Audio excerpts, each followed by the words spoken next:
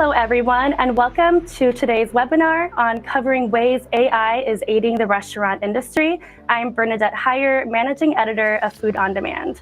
We all know that AI has been a hot topic for some time now in technology and business, but for most places, it has yet to make the transition from cool tool to actively and positively impacting your business. And when we think about the food service industry, one of the first things that comes to mind when you hear AI is robots flipping burgers or other high-tech innovations. However, there are several forms of invisible technology that utilize AI and machine learning to help restaurant operators of all sizes improve overall efficiency. And one technology company that's offering such solutions for restaurants is Incentivio. Today's discussion will dive into how leveraging Incentivio's tech stack helps restaurants like Earthbar manage and utilize customer data to further scale guest engagement, retention, and more. But first, I'm very pleased to introduce our speakers today. First up, we have Mat Todtenkopf. Matt is the Director of Product Management at Incentivio. He was one of their first employees and has worked with thousands of restaurant operators and has certainly helped lead the charge of creating these actionable AI tools for restaurants. Up next, we have Cristy Risenhoover. Cristy is the Guest Experience and Marketing Manager at Earthbar. Cristy began her decade with the Earthbar company in stores, serving guests and leading top teams before moving into a corporate role where today she oversees the guest experience system-wide. So Matt, Cristy, thank you so much for joining me today. Yeah, thank you. Of course, thank you. Well, to kick off, I'd like to start with you, Matt. If you're able to just give me a generalized overview of what Incentivio is for those who may not be familiar. Sure. Yeah. So we're an all-in-one digital guest engagement platform. So everything from online ordering to loyalty to gift cards to text messaging. And yeah, as in recent years, along with the theme of this podcast, we've gotten much deeper into the data analysis and AI side of things to provide insights with all of that loyalty, gift card, ordering data. So yeah, I think that's it, at least at a high level. Yeah, absolutely. Cristy, over to you. Can you give me a brief overview of what Earthbar is? Of course. So Earthbar first opened around 50 years ago, so way back in 1971. We've built a brand to help everyone. Our goal is to help everyone become the healthiest version of themselves. And now we have just over 30 locations all across California. And so we try to create the simplest way to provide food that's convenient to everyone that is trying to improve their lives and become the healthiest version of themselves. So we create everything from superfood smoothies, bowls, snacks, cold pressed juices, and supplements. Wonderful. Sounds great. Thank you.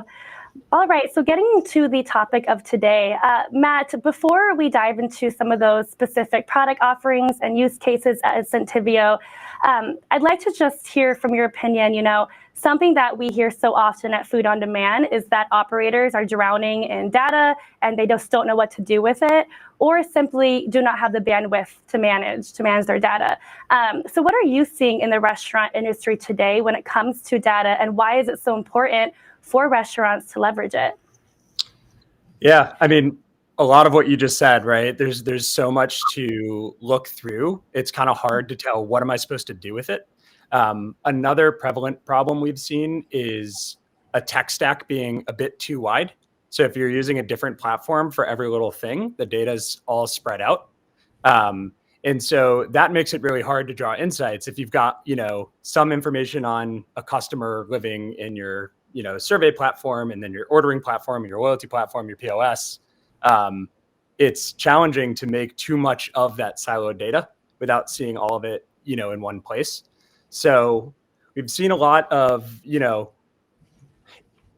challenges kind of consolidating that data or finding the right platform to do so. And like you said, a lot of challenges just knowing what to do with it, right? And not every 5 or 10 location or even 50 or 100 has the budget for a data scientist to throw it all into a system and look at it for 40 hours a week. So I think that's kind of the biggest challenge in a nutshell.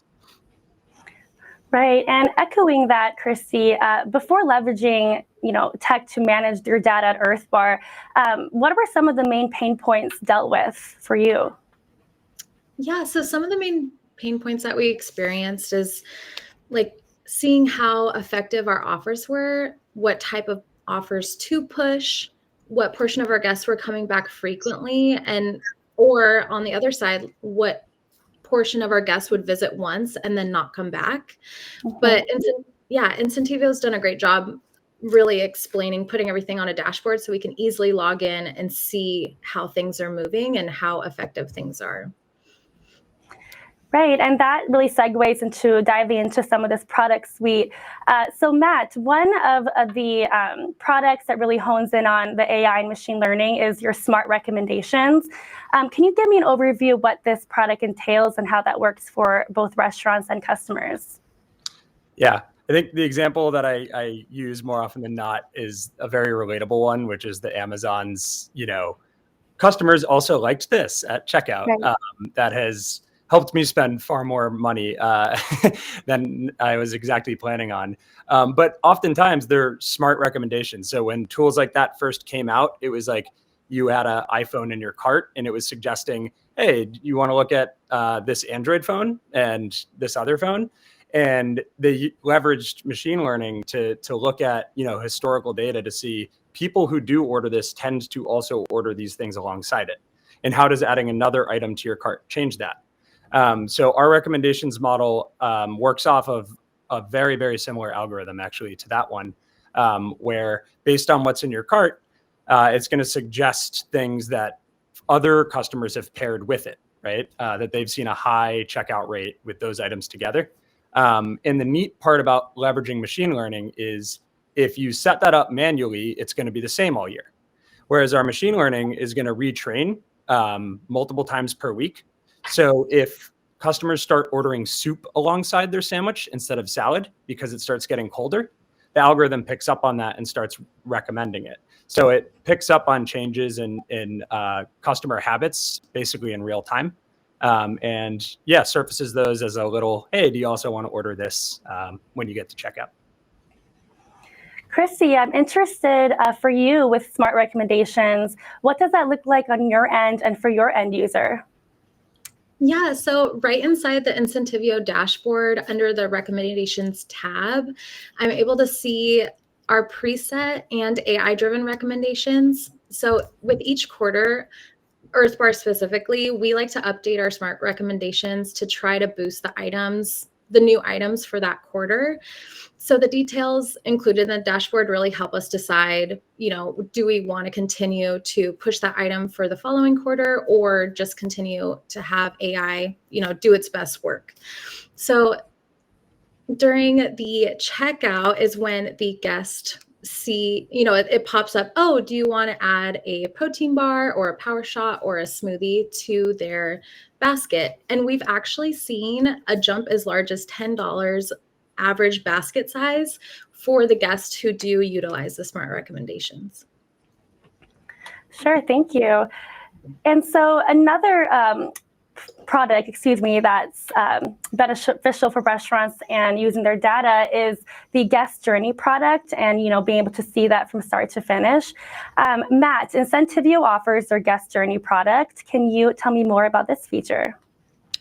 Yeah, this one doesn't have a nifty Amazon comparison, so it might take a little longer to go through, but effectively what we saw before building it was traditional kind of win-back campaigns that restaurants ran to, bring guests who they thought kind of left back in the door was, all right, pick a number of days, like 60 or 90. We saw 90 use the most, 90 days since the customer hasn't shopped with us, and try to send them a message or an offer and incentivize them to get back in the door and re-engage with the brand, right?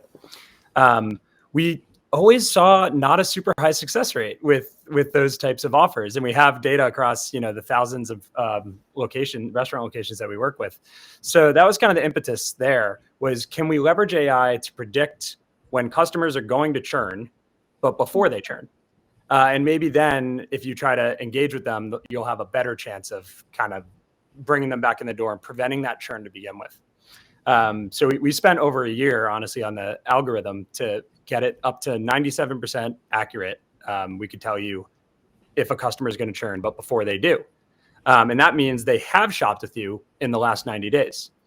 And so the guest journey dashboard breaks all of your customers into segments by, we've got rookies, which are, it's kind of self-explanatory, but folks who just started shopping with you, regulars, loyalists, which are even higher frequency regulars, and all the way down to then the sliders, which is this AI-driven category of, predicted churn customers, and then folks who have churned, unfortunately.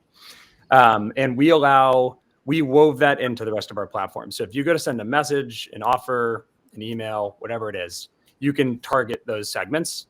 And that way you can avoid the kind of spray and pray marketing approach of just like, all right, we want to engage with folks more. Let's just send an offer to everybody. Because now you're spending unnecessary marketing dollars, right?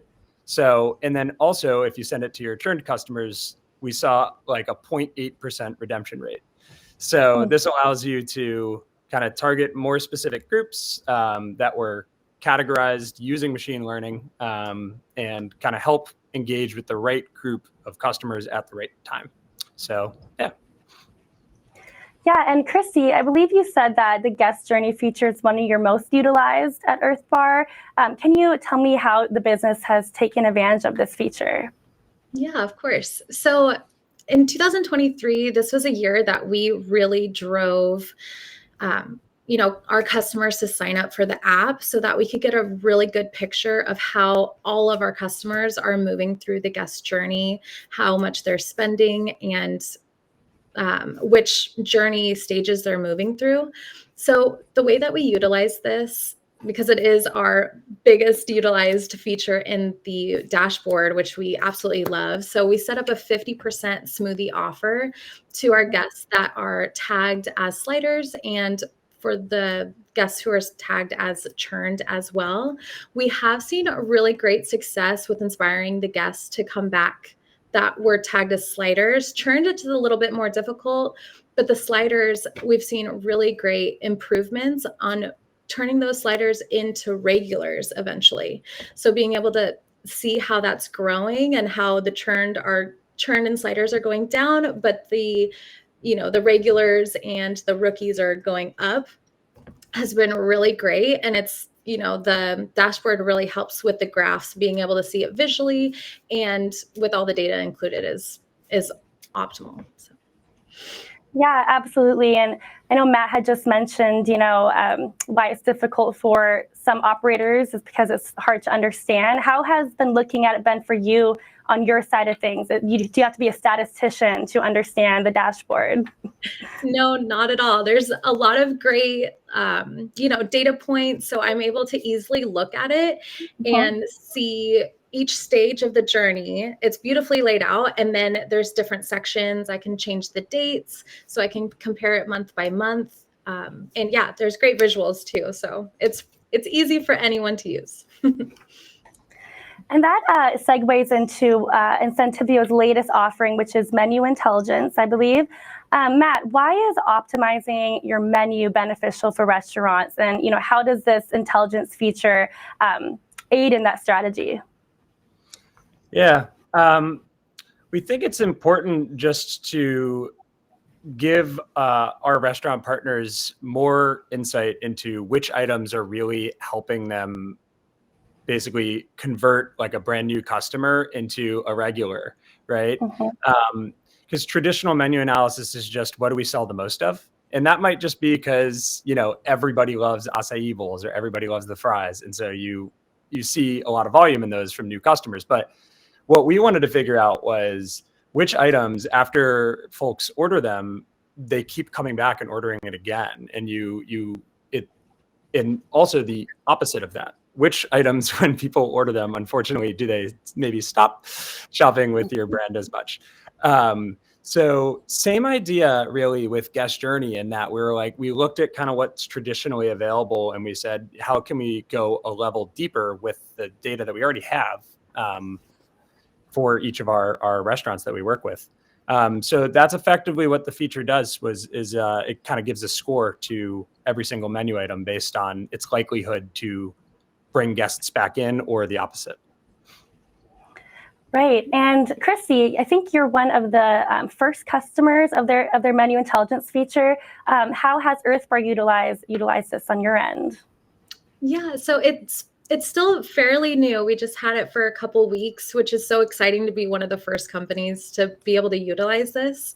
So after going through the data and really being able to see what items are being purchased and how frequently the customers are coming back based off of those items, or on the other side of the spectrum, if they order, item A and those customers are not coming back, that item needs to be improved.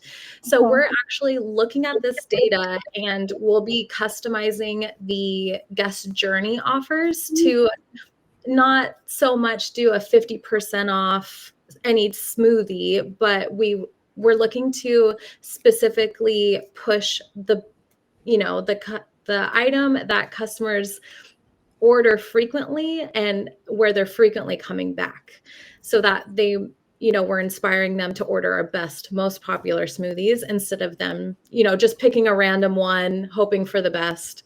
But it's really being able to customize and, lead them in the right direction. Anything else you'd want to add on that, Matt, in general about this newer feature of yours? I mean, really, we're excited to see how it gets used, right? Guest journey was used in ways that we didn't completely see coming, right? And I think that's the exciting part, is, right, you put this data out into the world, you try to make sure it's easily understood, right? And you see how folks use it. And honestly, every week I hear of a new idea of how somebody wants to use it, whether it's informing the recommendations, because we allow folks to override what the AI is suggesting, or a win-back offer saying a discount specifically on this item, whatever it may be. We're excited to see exactly how it's used. But yeah, as previously mentioned, it's brand new. So that's still really exciting to us. Awesome. Sounds great. Thank you both. I'd also like to touch a bit on the delivery side of things. For you over at Earthbar, Cristy, can you tell me a bit about what delivery looks like for you, whether that's utilizing third-party delivery, and how has bringing in an outside tech stack like Incentivio helped kind of streamline and manage that process? Yeah, so currently we offer delivery through third-party delivery systems like DoorDash, Grubhub, Uber Eats, but also delivery through Incentivio as well, which is a really great added benefit for not only us, but for the customers as well, which of course they're always on top of mind. So having this ability for the guests to order through delivery, they're able to earn points. We're able to solve issues, directly, instead of them having to go through the third-party delivery company, and hopefully their issues are able to be resolved. But this, we're able to address any concerns, anything that might be happening where we need to resolve, anything that may have happened. We can do it directly, easily, quickly. We love the feature. So anything, to help increase the experience for the guests, we're always on board with. Yeah, and so essentially, having that outside tech stack really helps with like the first party conversion or first party ordering for your customers. Yes, definitely. And Matt, so any comment on why restaurants who are utilizing third-party delivery should consider bringing in a tech stack like, Incentivio to own their own data and so forth? Yeah, I mean, I think the biggest reason we've heard is a very simple one, which is money. With the traditional marketplace, depends on what you negotiate with them, but I've heard anywhere from like 25 to 40% is what those third-party delivery companies are going to take for every order. Whereas when you go through us, it's just a flat rate. And so if you want to move that over, and customers are used to paying service fees anyway, so if you just want to move that service fee over, you can mostly subsidize it anyway. but you know what your cost is, right? And then on top of that, and you just mentioned it too, is you have the data, right? The more business you can drive through a platform where you own your data and you can go into dashboards and look at it and leverage it and engage with your guests with it, the better, right? So we've found those are the two ways it seems to really help with the restaurants that do leverage it. Thank you. Sounds good. And Matt, I was curious if you had any comment on that side of things. You know, what it's like bringing in a new restaurant partner or someone who hasn't worked with you before, and how that process is. Honestly, it wasn't always as good as we're just talking about. It was challenging at first.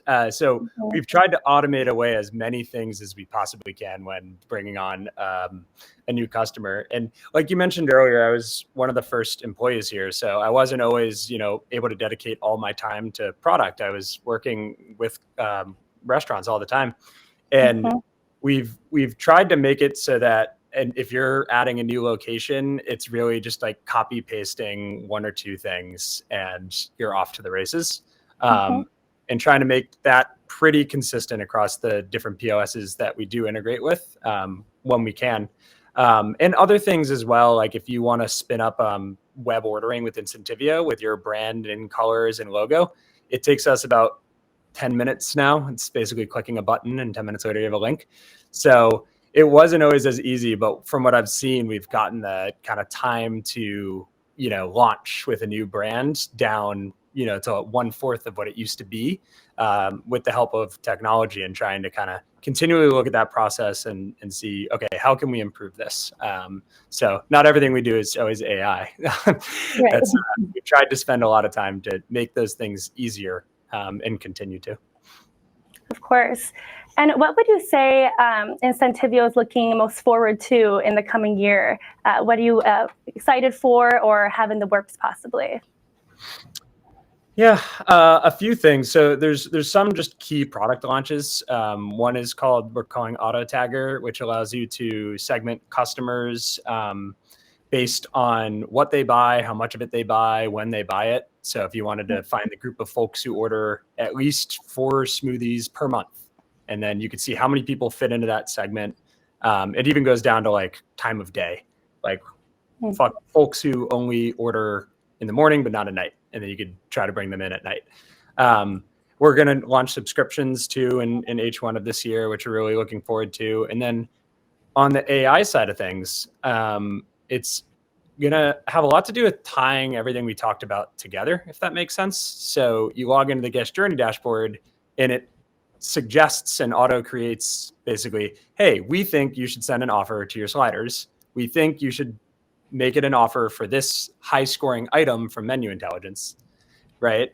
And, do you want to send it? Here's what our data is showing. So we felt like we built kind of the foundation and like the building blocks. And now it's just that next level of like very easy usability and just kind of shoving the insight and the suggestions right in front of the restaurant operator. So that's going to be a key focus of ours in the next year or two. Great, thank you. And I'd like to stick with you for the next question.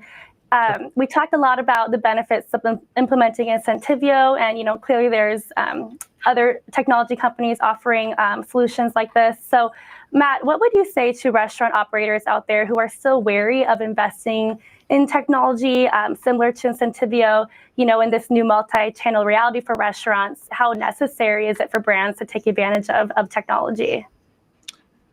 Yeah, I think with that one, it's more even of an economics discussion than a technology one, where I think, as millennials and then even Gen Z become a larger and larger percentage of the customer base of the spenders in the country, their expectation is I can click a couple buttons and my credit card's already saved. Like think about calling an Uber, right? It's like 2 buttons, right? So that's your expectation now.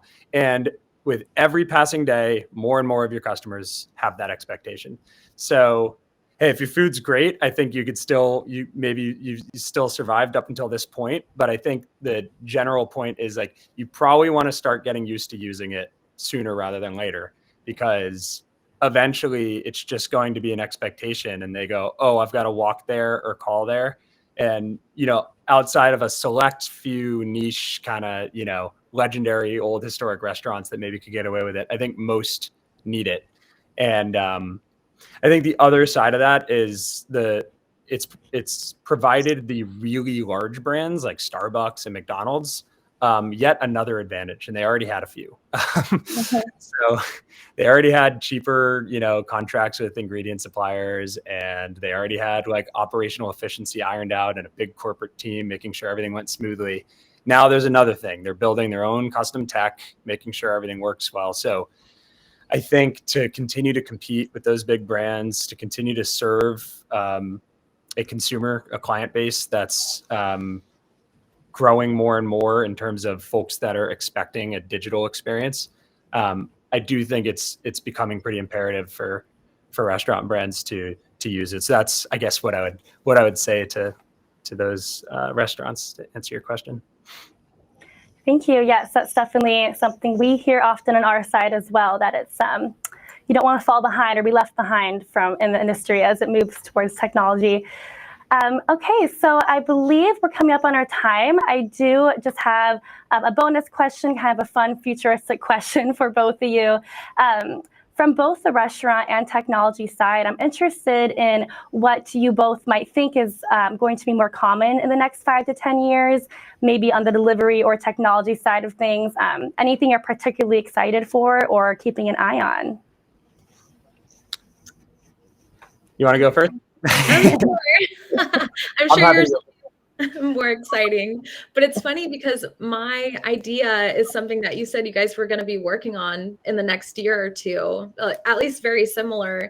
I was thinking it would be so fun, for your phone just to alert you based on past